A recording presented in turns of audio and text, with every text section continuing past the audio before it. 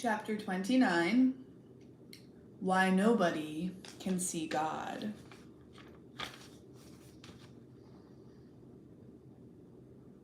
Anastasia told me, when I talked with her in the taiga, I recalled, that nobody can see God because his thoughts work with great speed and concentration.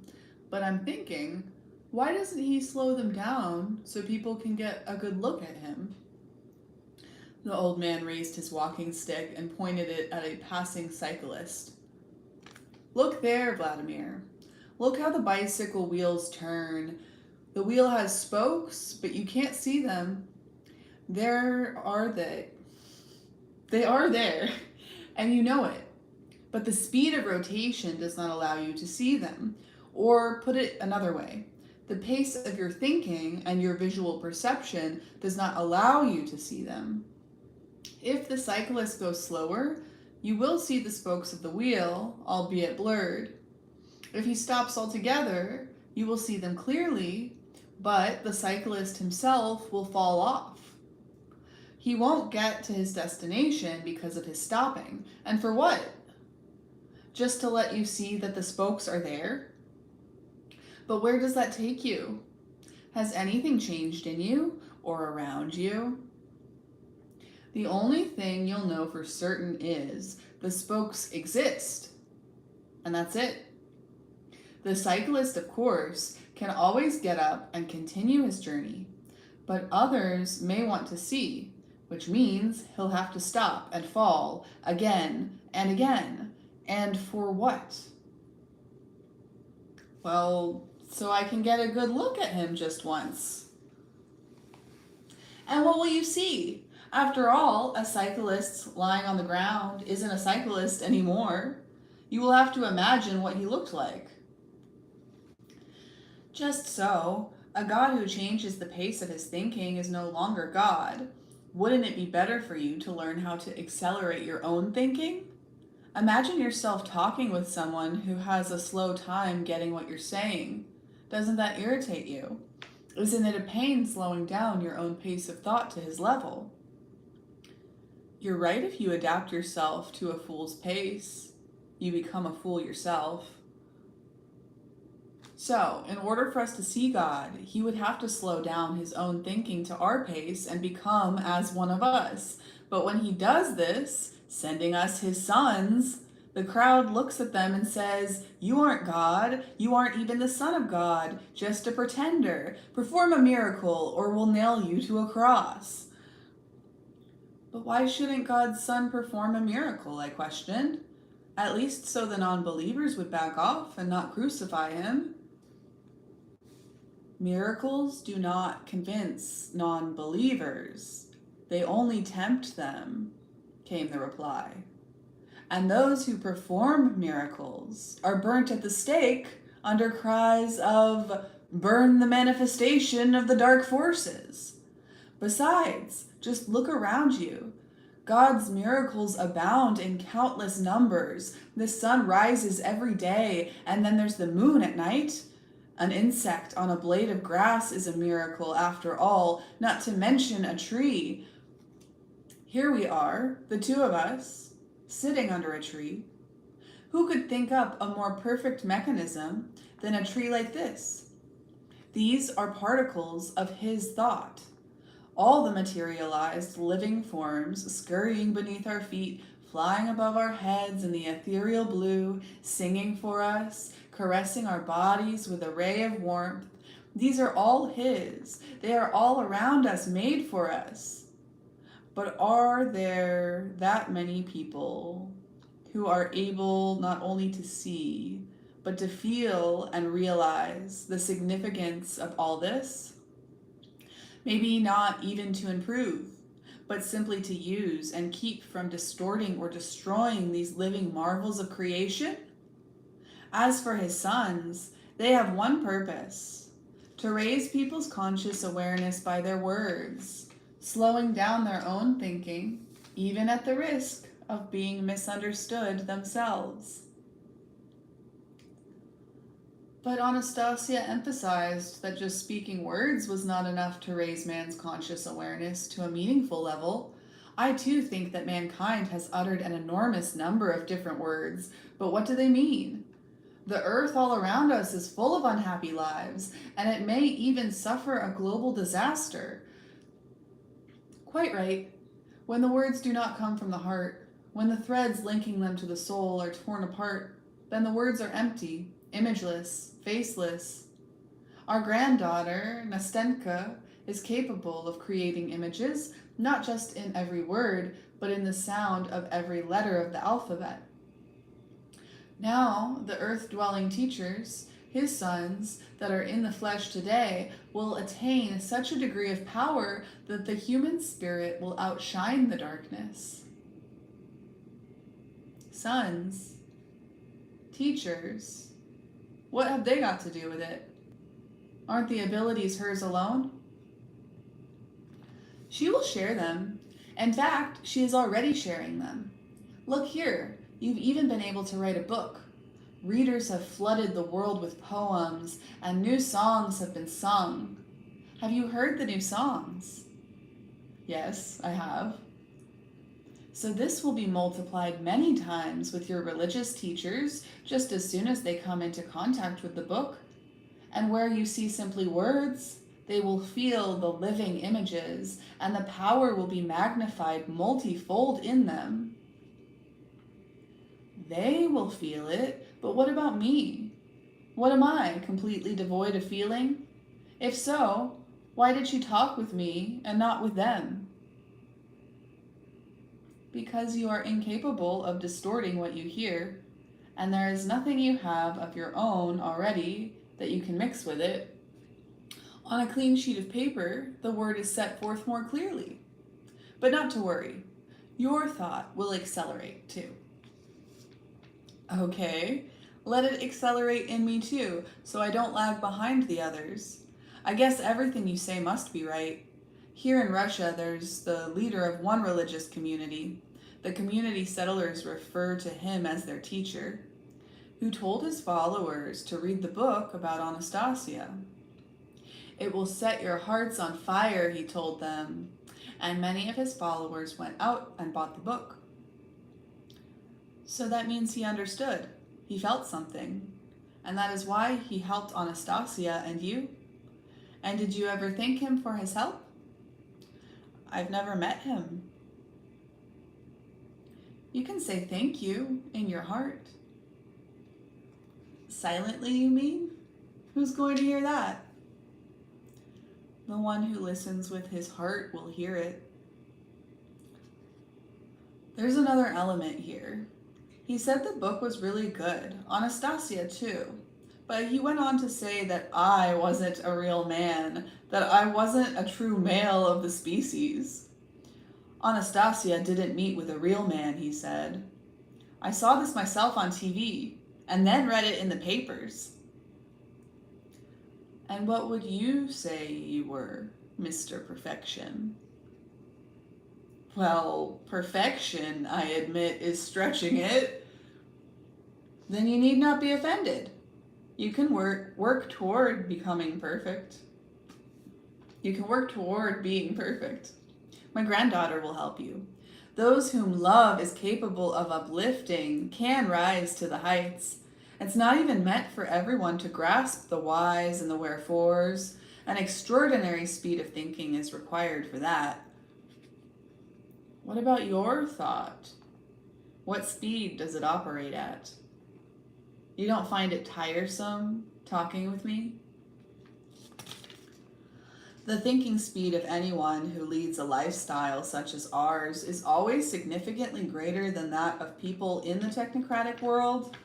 Our thought is not encumbered by constant concerns about clothing, food, and a lot of other things like that.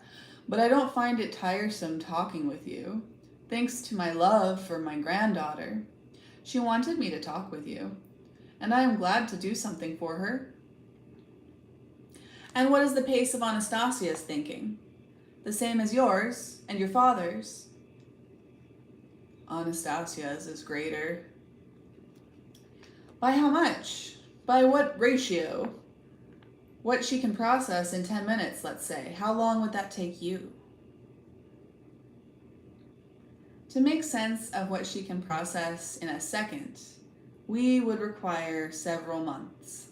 That is why she sometimes seems to us illogical.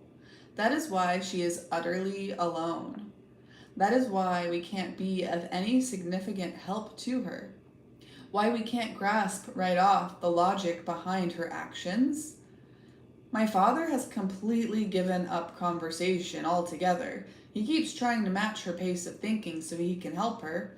He wants me to do the same, but I don't even try. My father thinks that's because I'm lazy, but I love my granddaughter very much and simply trust that she is doing everything correctly. And if she asks me to do something, I'm delighted to do it. That's why I came to see you. But how then did Anastasia manage to talk with me for 3 whole days? We wondered how too, for a long time. After all, constantly making that kind of an adjustment could drive one crazy. It was just recently that we discovered the answer. You see, when she was talking with you, she did not slow her thinking down. On the contrary, she made it work even faster. She accelerated it and transformed it into images. Now, like your computer programs, these images will play themselves out for you and for anyone who reads the book. They will expand and accelerate the pace of human thinking by leaps and bounds, bringing it closer to God. When we realized that, we concluded that in thinking up such a thing, she had created a new law in the universe. But now it's clear that she was simply using the opportunity afforded by pure and sincere love, which we hadn't known about before. Love, after all, has remained one of the Creator's grand mysteries. And look how she has now opened up one of its great opportunities and powers. And does the pace of her thinking allow her to see God? Hardly. After all, she lives in the flesh too. God is in the flesh as well, but only partly. And his flesh is all the people of the earth. As one small particle of this flesh, Anastasia occasionally grasps something. It is possible that when her thinking reaches such incredible speeds, she feels him more than others do, but this happens with her only for short periods of time.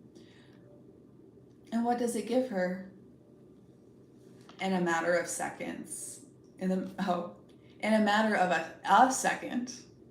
She is able to comprehend the truths, the essence of being, the conscious awareness that the wisest people of your world have spent a lifetime perfecting and sharing with each other. And that means she has the knowledge of our Oriental lamas, the wisdom of Buddha and Christ, and knows yoga too? That she does. She knows more than is said in all the treatises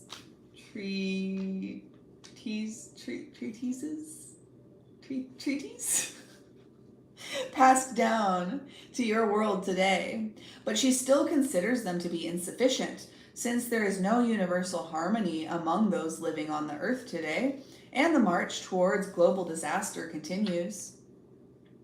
This is why she is working out her incredible combinations.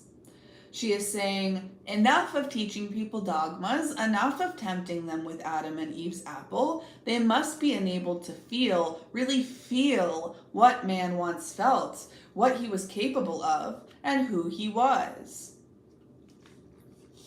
So, I said, what you're trying to tell me is that she has a real possibility of doing something good for all mankind? If that's so, then when will it begin? This good. It has already begun. Just little sprouts so far. But that is it. That it is. Only for the time being. Where are they? How do I see them or feel them? Ask the people who read the book. The sprouts are in them. Indeed, the book is awakening bright feelings in many people. That's something that can no longer be denied. Many will attest to it. She succeeded with those combinations of hers. Incredible, but she's done it. And you, Vladimir, think about who you were and who you've become. What has been happening, Vladimir, is that a program of thought images have been unfolding in you, and her soul has been unfolding in people's consciousness. The world is starting to change in you, and by doing so is changing the thought images all around you. We cannot fathom completely how she manages to do that. What is evidently real on the surface is something we can still manage to decipher. What helps her bring about this new reality remains a mystery.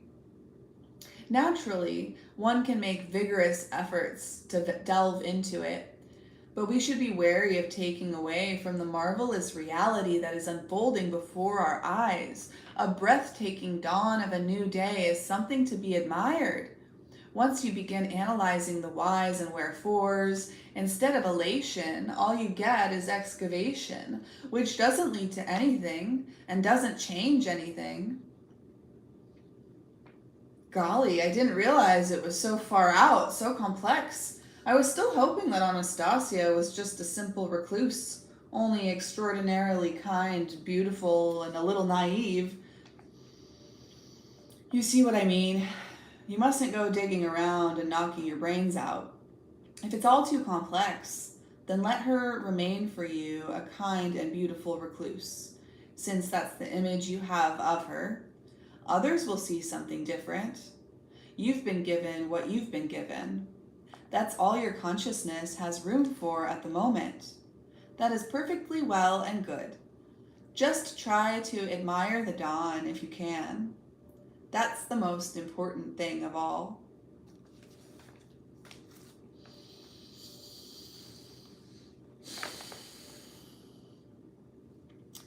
Don't push, don't rush. Be where you are. Surrender into it and accept it. And trust that everybody is getting into position where they need to be, doing what they need to do, so that we can all get where we need to get together. Release the rushing, release the hurrying, release the need to get there, release the need to see it. We are reading Why Nobody Can See God from the Ringing Cedars of Russia, from the Ringing Cedars series. This is the second edition here. Let me make sure I didn't miss any more questions in the chat. Yeah, perfect.